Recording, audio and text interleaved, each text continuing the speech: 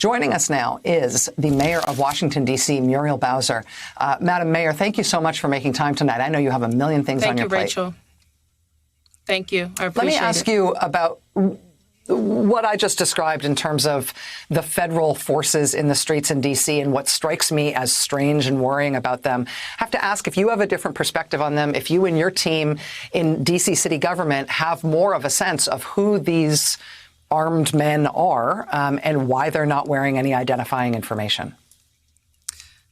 No, we have the same reaction as you do, and many Americans might wonder how it is that this could be happening in America. And when you look at the nation's capital, you know we are very unique. We are the nation's capital, a federal district, and not a state. We're 700,000 people that pay taxes, yet we don't have 2 senators or full autonomy.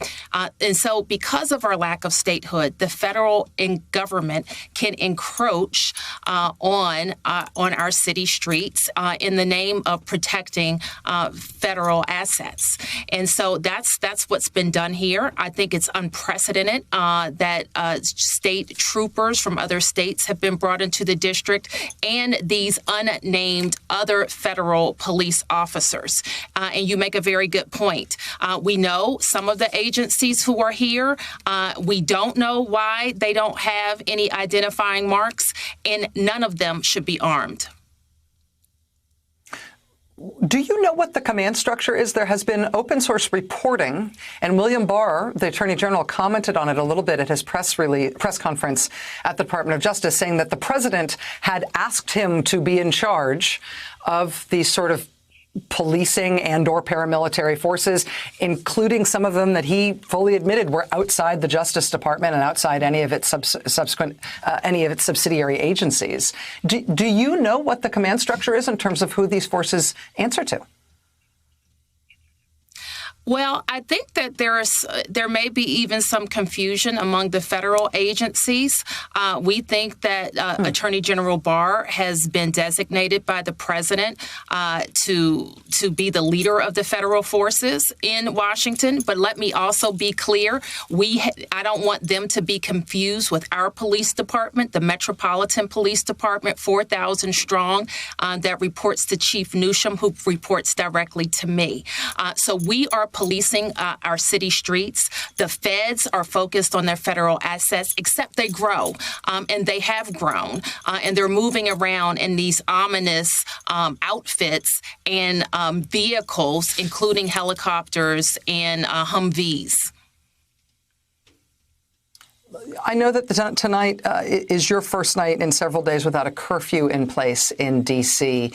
Madam Mayor, can you just tell us, you've been through so much in your tenure as mayor, and you know the history of D.C. I know you're the 4th or 5th generation D.C. Yourself in terms of your family. How serious do you think the crisis is right now in Washington, both in terms of the protests, but in terms of the response to them and the way the federal government is treating your city right now? How different, how much more serious is this than the kind of things that D.C. is used to having to cope with?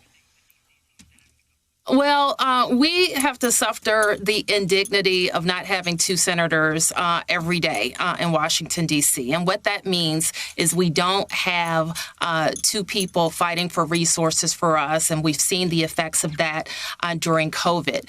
No one can remember, however, when even our limited home rule has been challenged by the federal government, especially with something so important as policing. And that's what we've experienced over the last week. And while that is a concern for us, certainly, and we're fighting back at every level, Rachel, it should be a concern for every American because they're moving on us hard and strong right now. But I think, and he's even said that this is practice. So who's next? So we need to watch these tactics and make sure that he's pushing down on us now and we're pushing back hard. And every American needs to be concerned about that and be with us because who's to say that it won't be another state next?